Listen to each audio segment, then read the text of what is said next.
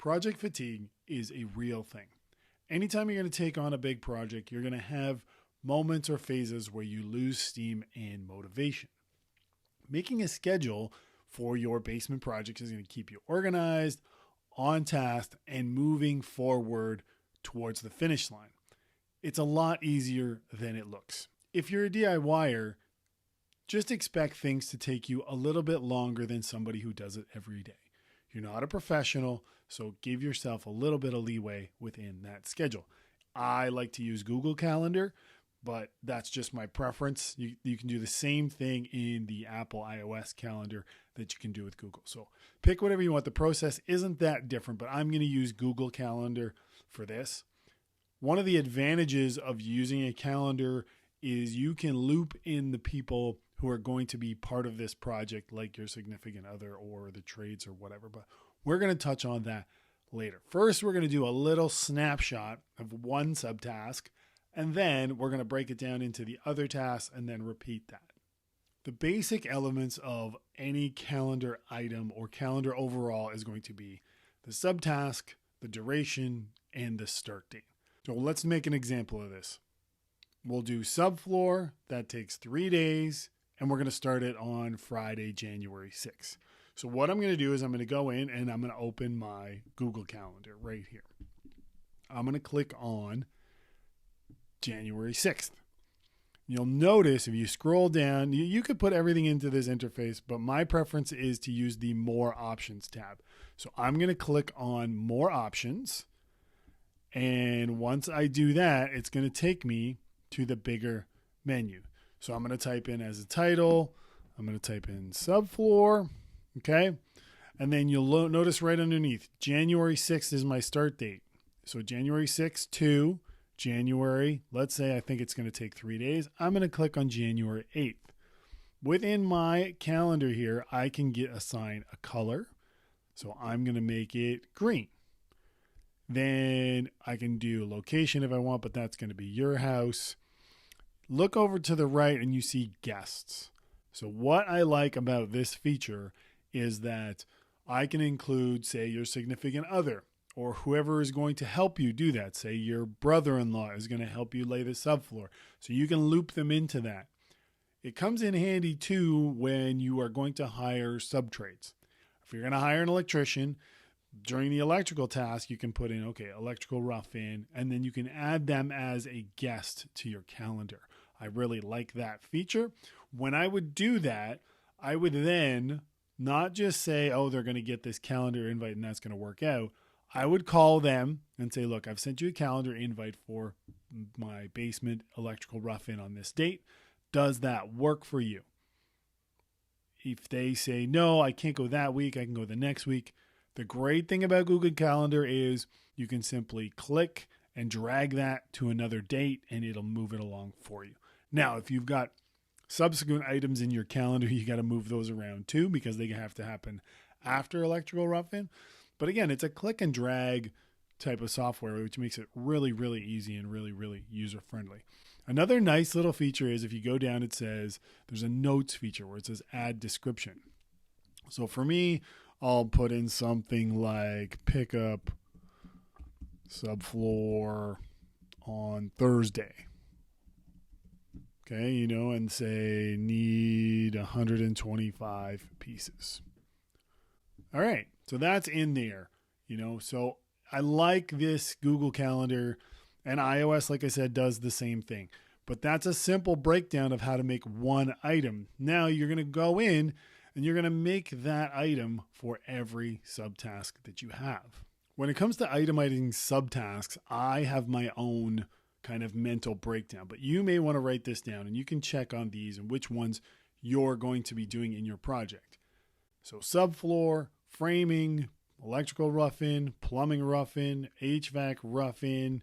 You can have soundproofing insulation in there, inspection, drywall, paint, flooring, electrical finish, plumbing finish, doors, trim work, final inspection, deficiencies, anything that's in there. Make a list of those subtasks that you're going to do.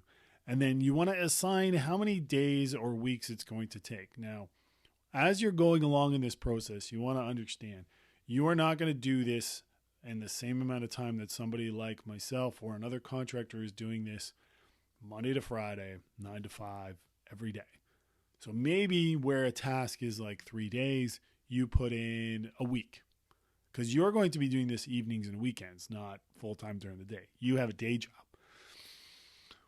Now, remember, we said that you can click and drag these and move things around. So if you get delayed, you're going to click and drag and move and whatever it is.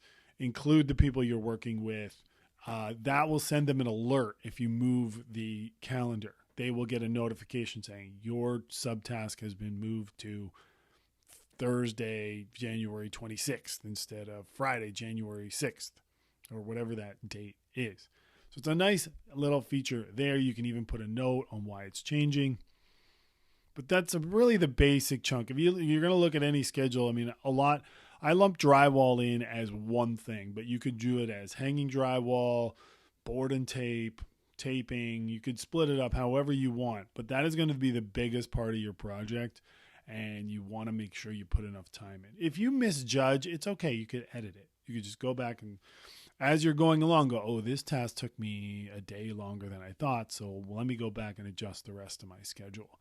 When you can share this with the person you're working with, or say your partner, there's a few benefits to it in the sense that you can be like, hey, I'd like to do the basement subfloor this week. Can you handle the kids a bit more? Or if you don't have kids or whatever, and you're doing it together, say, hey, let's do it this week. Does this work for you? You can move that around. So it's also nice for them to understand what's happening. It keeps in mind the finish line. Okay, you're also seeing progress. Okay, if I've knocked down 4 subtasks, I got 6 to go. Great. It can be something that builds confidence based on what you've done, or keep you focused on the finish line and moving forward, or just saying, I'm going to tackle this subtask now and just focus on that one bite-sized morsel as you move along. So it can, in that sense, help you avoid the project fatigue that is a real thing. When you are including people in your calendar, do not automatically assume that they are going to just accept your invite and that is going to happen. Even if I've spoken to them and I've said, in a month, I'm going to be doing my electrical rough-in, I need to schedule it for them, then they say, no problem, book it. I still follow up the week before. I follow up to say, hey, I'm on schedule. Are you on schedule? Is there something that you need from me prior to? I still want that personal touch. What we're doing in this calendar basically mirrors what's in almost every project management software that contractors use. It'll have a calendar. It'll have a Gantt chart like the one I'm showing you here with all the subtasks in order. So we've got plumbing, electrical, HVAC. I'm separating all of those. I'm making sure that nobody is in at the same time. And then I'm allotting the other ones. I like to use different colors. So that way when I look at my calendar, I put it in there and like, oh, great. Or for a project that isn't my house, I will put the address. So say, or the street name of the project. Like say Mountford is the street, or Spencer, or Cole Road. I will put that and then the subtask, because maybe I have multiple projects going. It just allows me to download everything that's in my brain, and then I don't have to think about it. I look at my brain as a box, and I am trying to create headspace in that box so I can focus on less things and apply more focus to those smaller amount of things. By taking the schedule out of my head, putting it onto Google Calendar or iOS or whatever you're using, now I've downloaded that out of my head. I've created more space in the box where I don't have to think about what comes next and who do I have to talk to. No, I've already built that calendar. I can just focus on putting in the subfloor or framing the walls or doing the soundproofing. I'm allowed to now free up that headspace and take bigger chunks mentally to apply to the task. And that saves me stress.